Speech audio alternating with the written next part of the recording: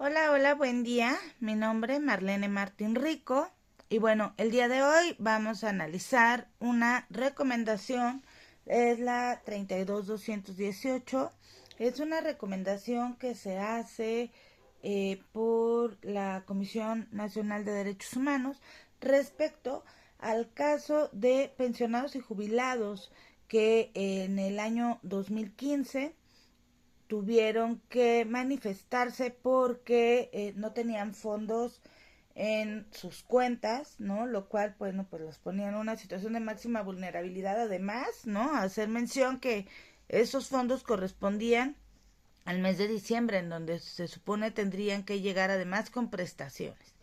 Y bueno, la situación de vulnerabilidad en la que se ponen las víctimas cuando el dinero no llega, cuando tiene que llegar, ¿no? Y bueno, haciendo una identificación de la víctima, pues consideramos que son muchas víctimas de edad avanzada, son víctimas colectivas quienes hacen esta denuncia y bueno, quien además tienen,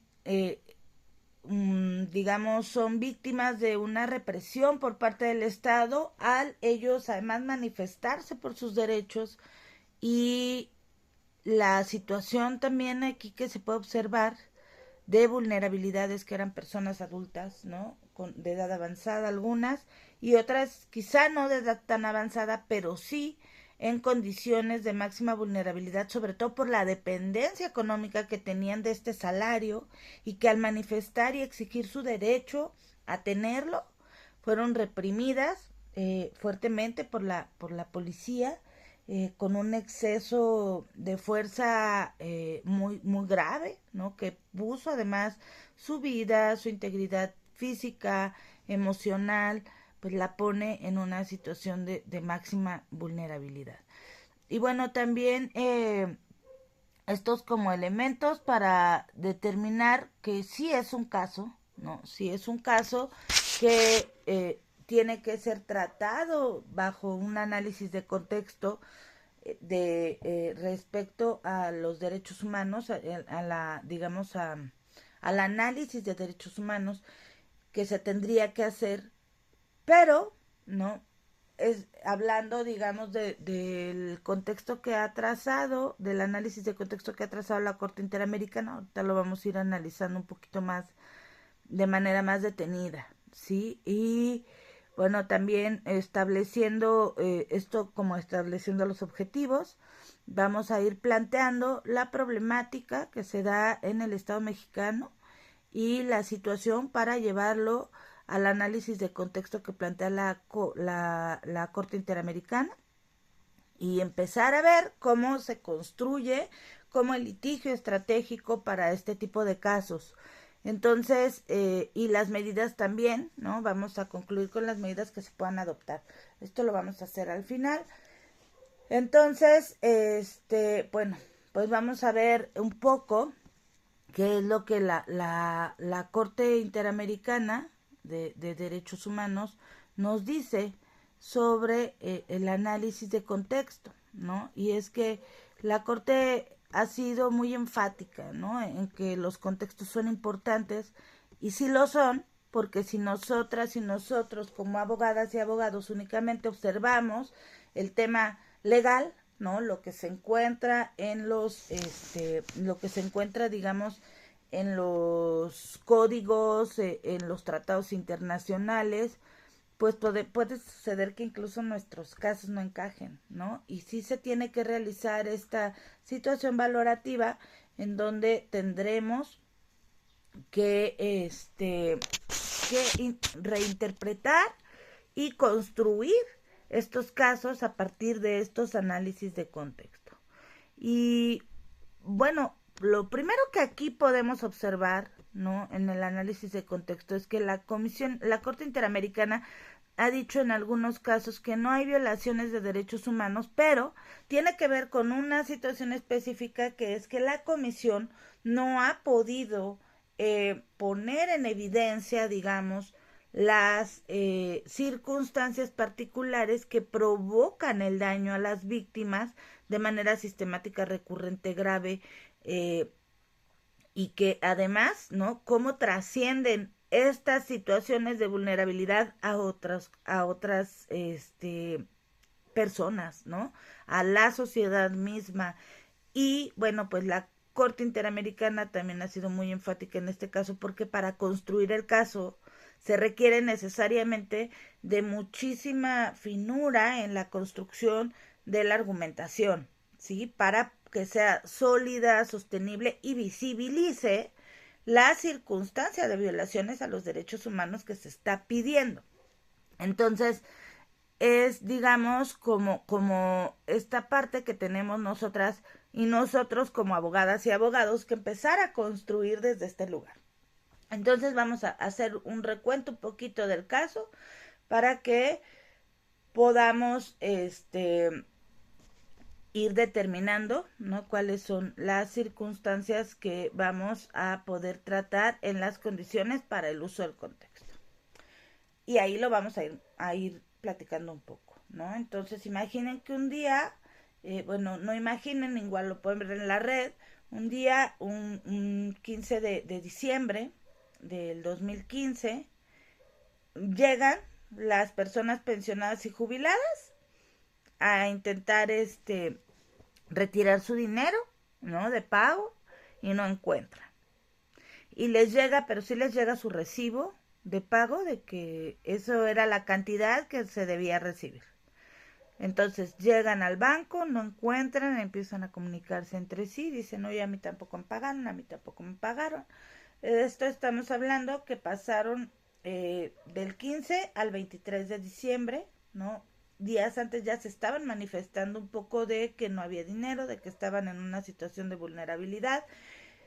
Y entonces se organizan rápidamente y salen a manifestarse.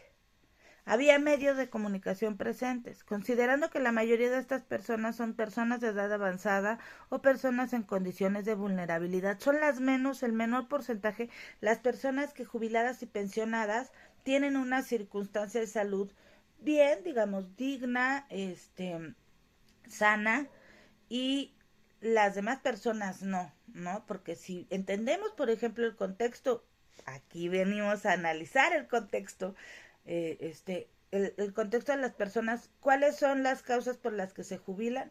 Pues mayormente, ¿no?, es por una discapacidad, ya sea permanente, temporal, o que cause un daño permanente por cesantía y vejez, y bueno, pues las personas que han trabajado determinado número de años, pero considerando que son las menos, ¿sí? Porque además las oportunidades en este país no han sido como las más aptas para obtener un trabajo, ¿no? Sobre todo un trabajo con prestaciones. Entonces, se manifiesta y estas personas en esa situación de vulnerabilidad reciben entonces la represión del Estado. En lugar de recibir una respuesta pronta, reciben la represión del Estado. Y bueno, aquí parece que existe, digamos, más el tema de la represión del Estado, ¿no?, que la otra parte es la demanda laboral que se debió haber construido a fin de agotar, digamos, todas los mecanismos. Sin embargo, bueno, aquí ya después reciben su dinero, pero en tanto no lo tenían, en tanto no tenían el dinero, pues resulta que la autoridad los reprime, ¿no? Y los reprime fuertemente, con golpes, se encuentran los videos, la CNDH construye a partir de la queja que ponen, una queja colectiva, como víctimas, personas adultas mayores, en su mayoría adultas de avanzada edad, ponen la queja en la Comisión de Derechos Humanos, y ahí en ese contexto se establece todas las herramientas y elementos que ellos ponen en la queja y que se logran investigar y que además son públicos, son de carácter público. Es decir, México pudo observar la forma en la que estaban reprimiendo a estas personas por exigir un derecho que además les correspondía, y además estas personas en una condición de vulnerabilidad. Y bueno, aquí tenemos que uno de los elementos que la Corte puede considerar es que que exista el uso de la fuerza pública. Aquí lo existe, ¿sí? Sin embargo, ya digamos en el análisis de cómo podríamos llevarlo hasta las últimas circunstancias, pues nos damos cuenta que el caso se desarrolla en una circunstancia de defensa no jurisdiccional, ¿sí? Lo cual también nos deja, digamos, en una situación de cierta vulnerabilidad, porque si bien las autoridades recibieron una recomendación por parte de la CNDH, en donde le dicen, entre otras cosas, que como parte de la recomendación deberán tomar algunos cursos, que en las escuelas se deberá promover el respeto a los derechos humanos de las personas, y la realidad es que todavía, fíjense bien, todo el año pasado, las y los pensionados estaban exigiendo que se cumpliera dicha recomendación. Es decir, 2015, 16, 17, 18, 19, 20, 21, 22, 7 años en donde no habían obtenido respuesta y al parecer sí hubo la disculpa pública, pero ya no existió, ¿no?, como la medida de reparación integral del daño. Y vámonos a este punto específico que para mí es muy importante tratar. La reparación integral del daño no es cosa menor. La reparación integral del daño tiene también entre sus objetivos las medidas de no repetición. Es decir, que si esta parte donde la Comisión Nacional de Derechos Humanos está pidiéndole al Estado de Veracruz, ¿no?, porque estamos, digamos, todavía en derecho interno, le está pidiendo al Estado de Veracruz que lleve a cabo las medidas de no repetición. Es decir, este caso ya está aquí, digamos, cerrado, porque esta es la última instancia. Primero sería la comisión estatal y después la nacional, y se acabó en México, ¿no? De aquí sigue la Comisión Interamericana de Derechos Humanos.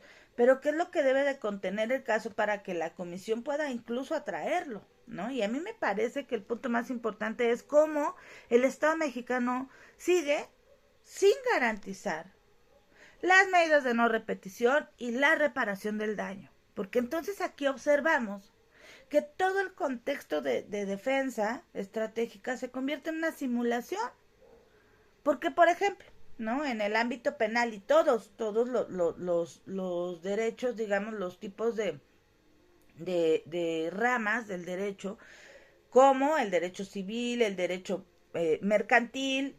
Para empezar, ya tenemos juicios orales que en Querétaro, por lo menos en derecho mercantil y en derecho penal. Y en estos dos derechos la prioridad será garantizar estas reparaciones del daño para evitar juicios que sean largos, tediosos, cansados y que presurizan al sistema judicial, ¿no? Que esa es la principal, digamos, ventaja de llevar a cabo los juicios orales. Sin embargo, si no empezamos a hacer realidad las reparaciones del daño, ¿sí?, que hay que entender que si el Estado no tuviera la suficiencia, el Estado digamos, de Veracruz, el Estado federal debería de intervenir para que esto se lleve a cabo, porque entonces no resolvemos nada y seguimos convirtiendo todos estos procesos en una cuestión de simulación. Y aquí vemos un contexto, y este es un contexto generalizado que cumple con los elementos que la Corte nos determina para decir, a ver, hubo una violación, ¿sí?, una violación grave, la cual obtuvo una recomendación. Esa recomendación solamente se cumplió la parte donde la disculpa pública se da y se acabó, se olvidó, ¿sí? Pero lo que tiene que ver con cuestiones de reparación del daño, esto no se ha resuelto. Y es que además, el hecho, por ejemplo, de que capaciten a los servidores públicos en cuestiones de derechos humanos, en cuestiones de cómo respetar y garantizar los derechos humanos, el hecho de que se capacite desde las escuelas a alumnas y alumnos para respetar y garantizar los derechos humanos, no solo tiene un impacto en esta situación de reparar el daño de esta situación que estamos tratando, que es de los pensionados, jubilados y jubiladas y pensionadas, sino que tiene además un impacto mayor en la población. Si consideramos que Veracruz tiene uno de los mayores indicadores de desaparición forzada, de violencia contra las mujeres, de feminicidios, que tiene una situación de violencia sistemática, recrudecida además por las condiciones que incluso de pobreza tiene este estado. Y el hecho de que esta situación no se haya garantizado las reparaciones integrales del daño, con base en los estándares que la Corte ha determinado, ¿no?, en su máxima amplitud, porque los derechos humanos deben ser reparados en su máxima amplitud, habla otra vez de la sistematicidad de los estados, parte del Estado mexicano, que tienen y la resistencia por garantizar los derechos humanos. Y es aquí que pareciera así como, pues sí, pero en todos lados, no, a mí me parece gravísimo, ¿no? O sea, si yo planteara un análisis de contexto con estas circunstancias, tendríamos que ver hasta dónde llega la gravedad de que las reparaciones integrales del daño que conllevan todos estos elementos como la capacitación, como la disculpa pública, como incluso la atención a las personas que además después denuncian haber tenido secuelas psicológicas por el nivel de daño que les ocasionaron y además por su situación de vulnerabilidad.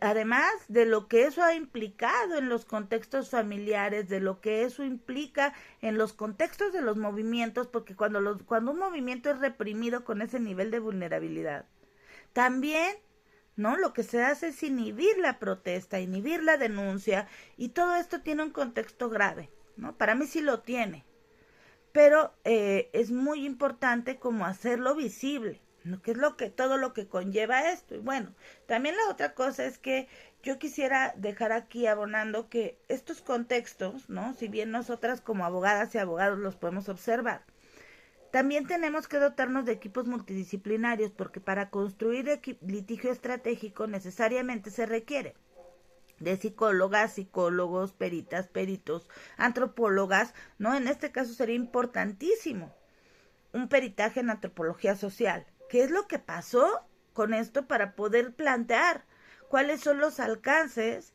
de que no se hayan cumplido con las medidas de no repetición y para poder garantizar la reparación integral del daño, ¿sí? Entonces, bueno, pues yo con esta última reflexión dejo por aquí mi aportación. Agradezco, como siempre, muchísimo que esta oportunidad de poder compartir estos espacios. Y pues muchísimas gracias. Que tengan un buen día.